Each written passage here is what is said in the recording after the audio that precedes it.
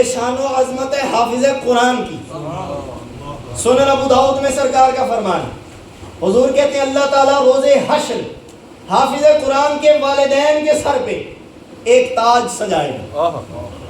حضور کہتے ہیں اس کی روشنی، اس کی رونق، اس کی چمک دنیا کے اندر تمہارے گھر میں جو سورج کی روشنی پڑتی ہے اس سے بھی افضل اور اعلیٰ ہوگی۔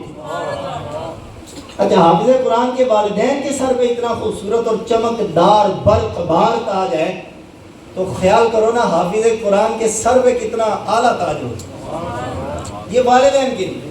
اچھا، ایک اور حدیث سنیں، یہ صحاح کی ہی حدیث ہے۔